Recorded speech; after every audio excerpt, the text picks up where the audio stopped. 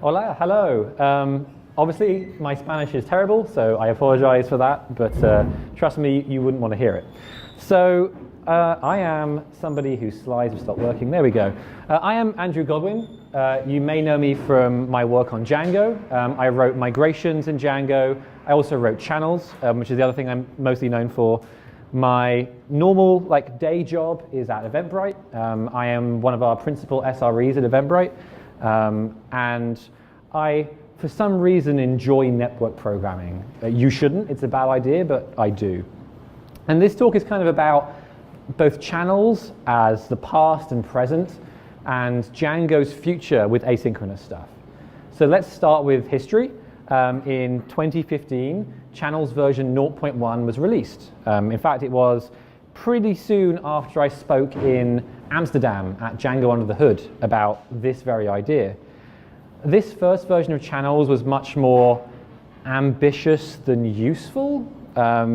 It did a few things, it sort of added some support, but it was very focused on one thing.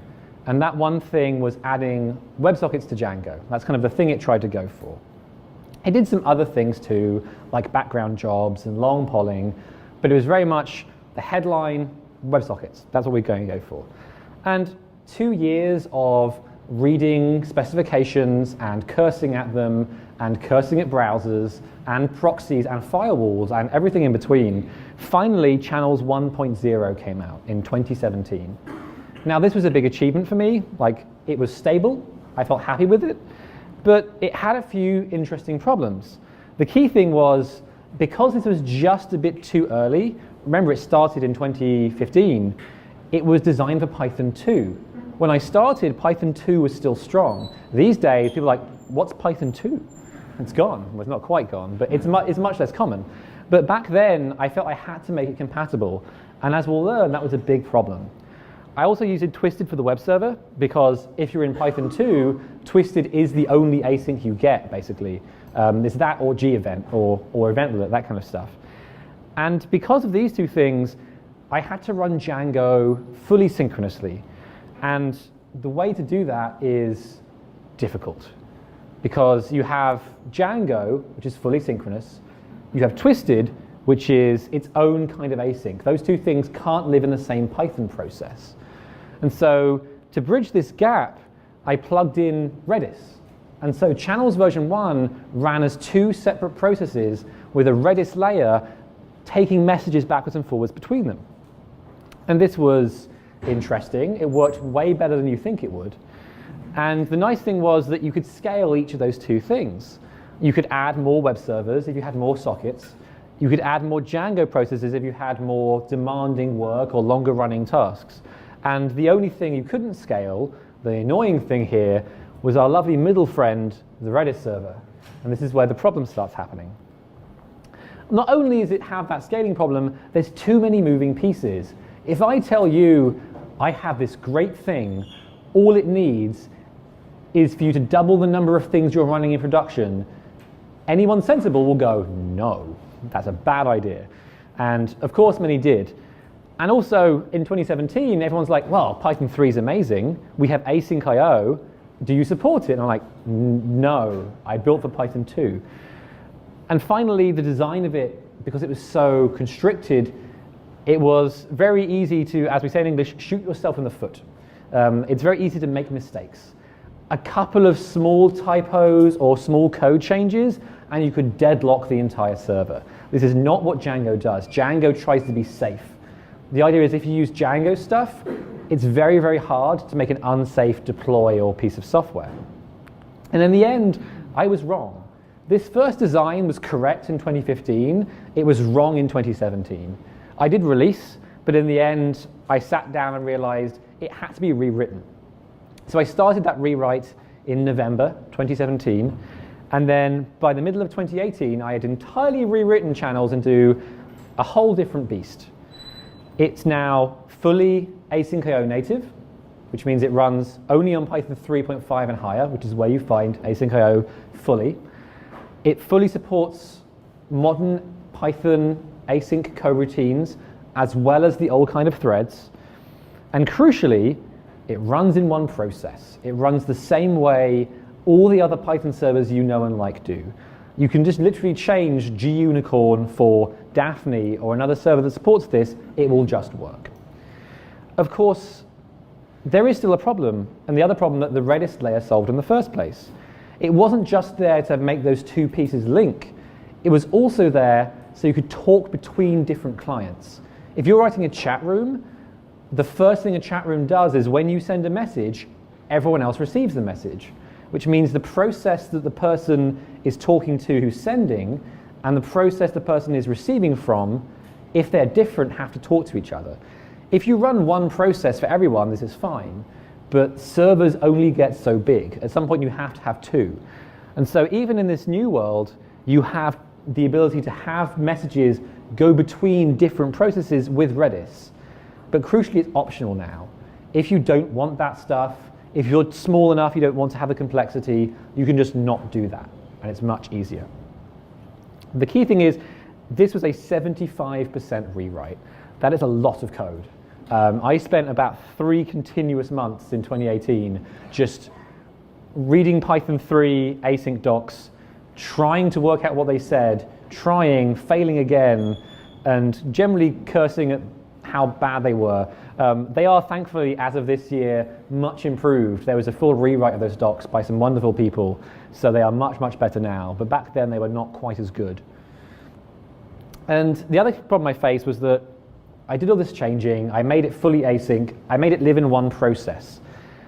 But this, of course, means at some point, you have to talk to Django. Channels is a Django thing. You write Django ORM code. You use Django tooling. And Django is not async by default. This is a simple version of what Django looks like. It is pretty much a stack. My favorite English phrase here is turtles all the way down, which is from Terry Pratchett. But the idea is that you have the sort of place where stuff comes in, the Wsgi handler, then it routes through some URLs, then it runs through some middleware, then it runs through your views, and then finally it hits the ORM and then the database off top of the screen. This is all lovely. This is not normal Django is, but I had to sort of shift that to one side and go, well, I want to use these, but they're not asynchronous. I need an asynchronous version. And so Channels puts asynchronous versions of some of these in place.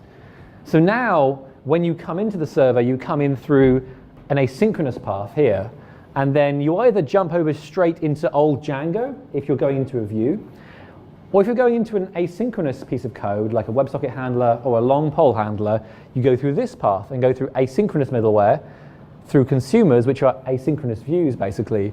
And then if you want to use the ORM, you come back over here. This blue box here is the synchronous portion. This bit still has to run outside of async, which means it has to run in a thread. So it's async native most of the way if you're on that right-hand side. But there's still a little bit, like even if you're writing fully native async code, the ORM is not async, at least not yet. So how do you jump between these two worlds? One of the big problems in Python is that you should think of synchronous Python and asynchronous Python as different languages. They kind of share the same syntax, they kind of share the same libraries, but you can't directly call a synchronous function from asynchronous code or the other way around. And so there are two functions in Channels which do this. They bridge those two worlds for you. I'm going to go through briefly how they work. If you want to learn more, there is plenty of source code linked, but I will warn you, your brain may melt. So please be advised. So let's start with the easier one, sync to async. This is saying I have a synchronous function, let's say old Django. I want to call it from an async context. So I'm turning an asynchronous function into an asynchronous function. As I said before, your only thing you can do in Python is run synchronous code in threads. Python basically has a flag for each thread that says this thread is synchronous, this thread is asynchronous. If you run an asynchronous main thread, you can't run synchronous code there. You can, it just won't work properly. So you sort of make a new thread, that thread is synchronous, so you can run stuff there. Python's got a built-in thing for this called thread pool executor. It does most of the work for you, but you have to do a little bit of work like this. So you get an event loop, which is the thing that controls the asynchronous coroutines in Python. If you want a good like brain melter, go and read about those. That's a good one.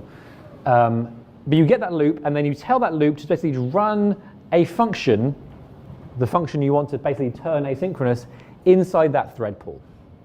And what this does is Python has code in there that will go away, make a thread, run the function in it, add exception handling, and then it will return you a future, which in asynchronous Python is basically a promise. It says when the thing you asked for is finished, in this case when the thread you asked for is finished running, the future will finish and you can get the result out of it. And so the future is awaitable. You do await future, which in asynchronous Python says, okay, suspend me until it's finished, and then you return that result. And this then gives you an asynchronous function which wraps that synchronous function in the middle. This is very useful for things like calling the ORM. Honestly, that's the thing we mostly do with it in all the code I write, because the ORM is like the core of Django. It's over half the source code. But also rendering templates or calling other pieces of Django code. Anytime you want to go from your asynchronous stuff you're writing for WebSockets or long polling to your old synchronous code, your synchronous code, you use this function to go that way. And it's the most common thing you would do. The other way is less easy. I would need a full hour to talk about why this is difficult, but in short, asynchronous code in Python runs on what's called an event loop. Basically, it's kind of a cheat.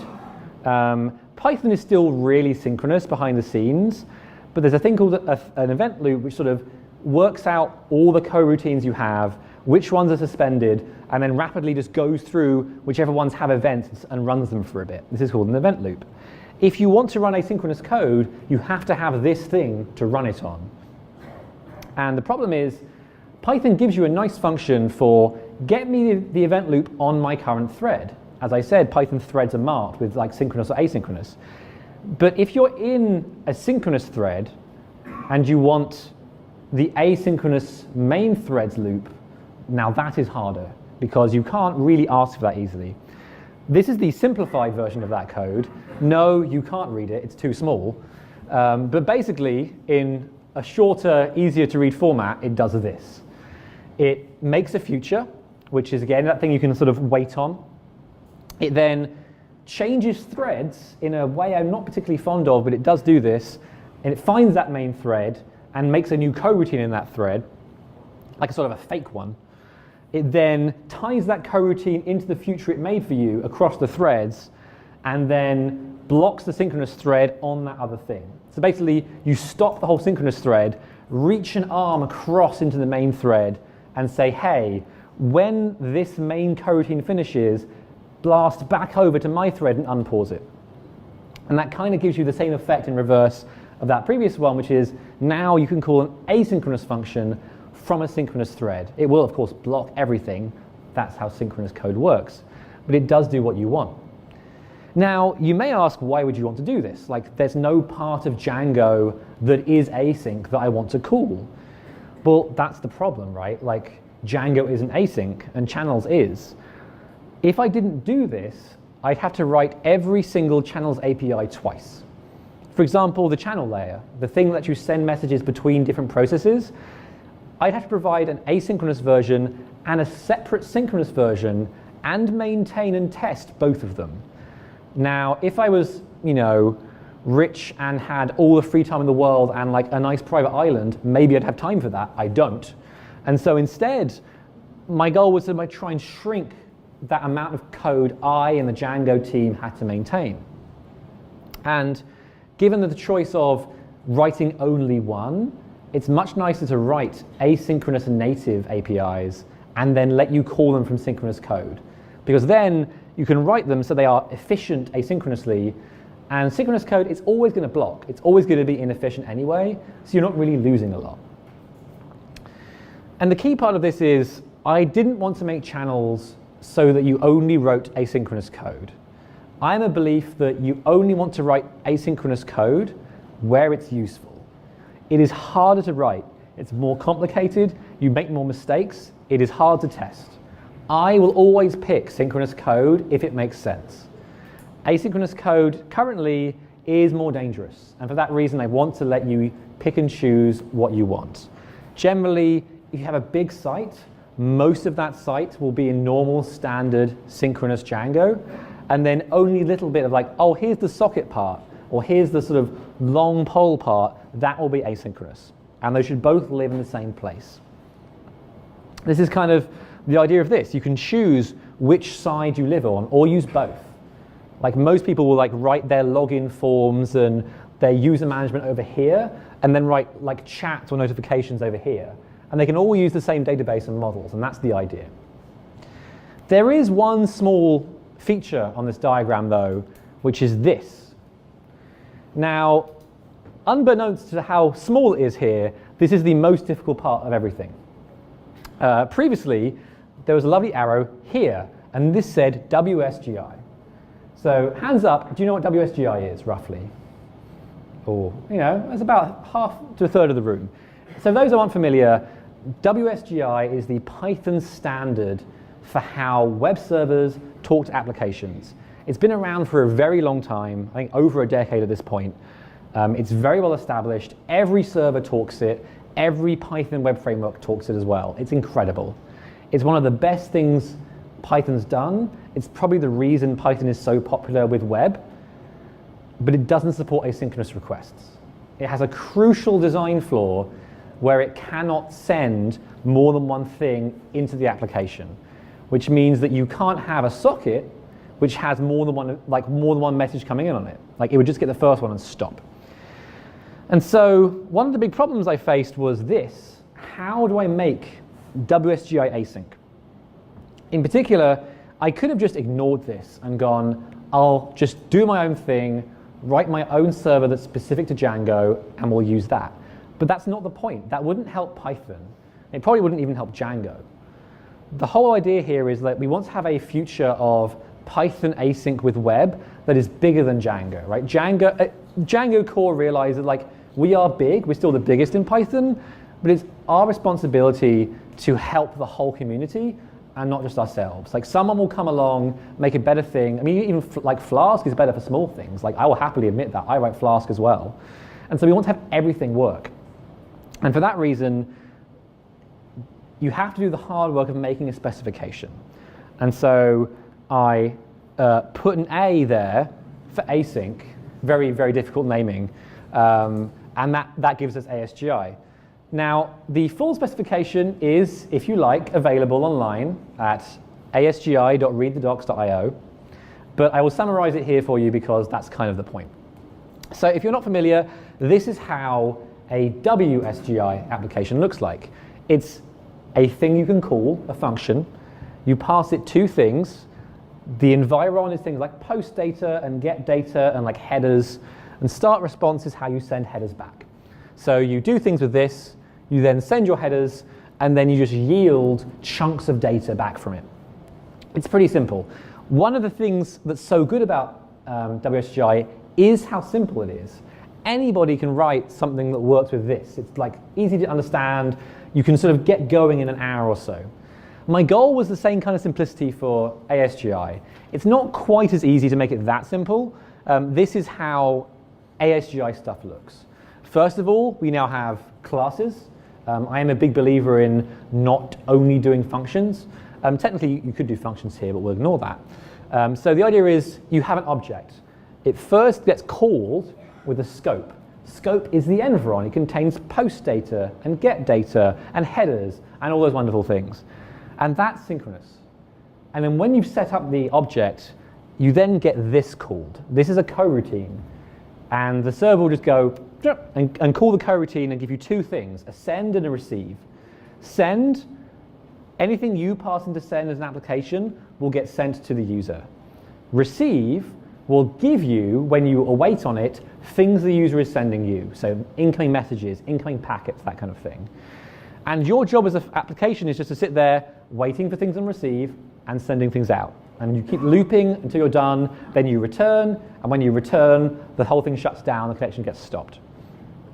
It's, you know, as simple as one can have for a more complex connection thing, but crucially it can handle WebSockets, it can handle HTTP, it can handle pretty much anything in the modern sort of web protocol space. And the key thing is what Channels does is it takes all of this away and makes it into a nice Django-like view layer, basically. It gives you consumers, which hide all the awaiting and sending and just say, hey, write a function called WebSocket receive. We'll call that when WebSocket stuff comes in. It sort of handles all this for you. This is much more for things like Flask. Like Flask recently announced they are also working on async support and towards this specification as well. Like we are starting to get traction from other frameworks and making this into a real thing. There are now 3 different servers that support this as well as Wsgi. And this is like, that's the sort of general stuff you need to like build up that ecosystem so that this can eventually replace or at least live next to Wsgi. But crucially, what does this mean for Django? So Channels is a Django project. It is run and maintained by members of the Django Software Foundation. It is funded by the DSF from money we have from Mozilla. But it is not Django. It is not the core of Django. And that's kind of the interesting problem. As I said at the beginning, Channels was a big headline of WebSockets. WebSockets are fun, but you probably don't need them. Most people who think they want them, they don't want them. This is the opposite of migrations where you think you don't want them, you do want them. Like my 2 projects are reversed. And so this is interesting because like loads of people come to me at conferences and go, Andrew, it's great. I love Channels. I've not used it. I'm like, that's fine. You shouldn't be using it probably. It's not for you. And then the question is like, well, what should we do? What does Django need? Can we make Django async? What does that give us?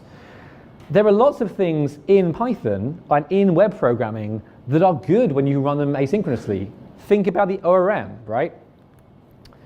If you have 2 really long-running queries, wouldn't it be nice to call both of them, like start them both off, await for them both finishing, and have them run in parallel? Wouldn't it be nice to call external services with async IO HTTP and not have them tie up a whole server? Even if you can just have different slow applications living on the same Python process and not in subthreads, you'll get a massive performance improvement.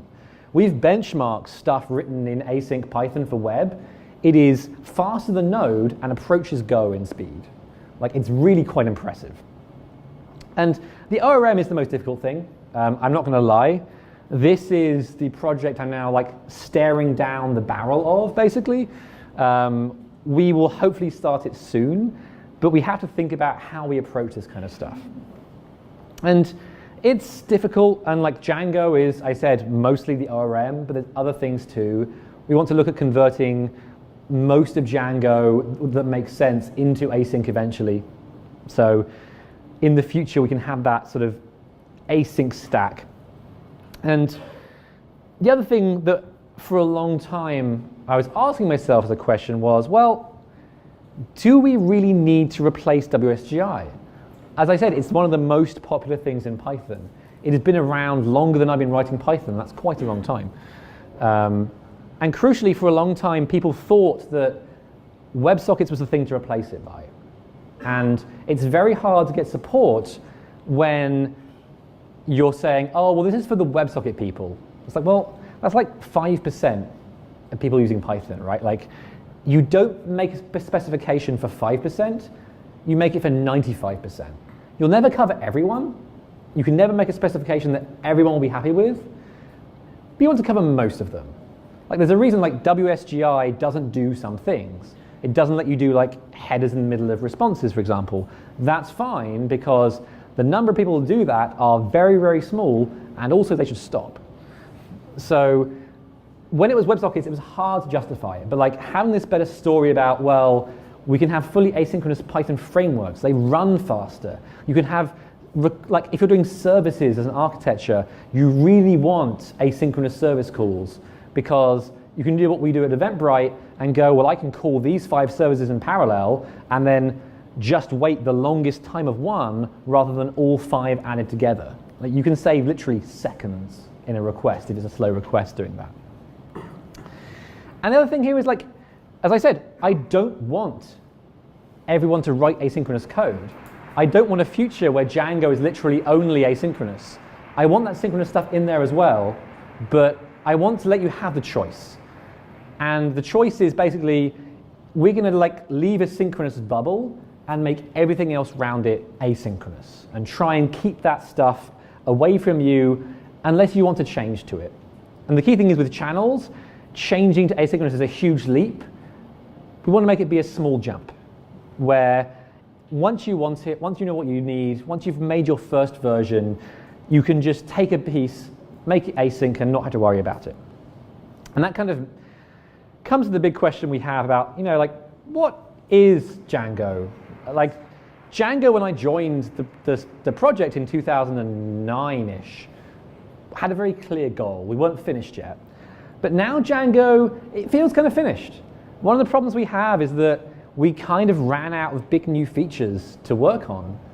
And that's kind of also the thing that brings new maintainers onto Django, right? We have almost this age problem of being too mature. And some people are very happy with Django like it is. Like, oh yeah, no, it's done. There, leave it alone. But like, to me, Django is not a single standard. It's not like, oh, we're writing a great view system. It's more like, oh, we're writing a really good way of doing web frameworks. It's a way that is safe. It lets you write software quickly and easily. And crucially, it is a philosophy, not a single target. It's a way of evolving as Python evolves to match that kind of thing. I think that's what we're trying to aim for. A brief plug. I work at Eventbrite. We are hiring in Madrid and Vienna. Our careers page has more. We have like 13 or 14 jobs in Spain. We are really expanding in Spain. We love Spain, especially the food. It's very good. Thank you very much.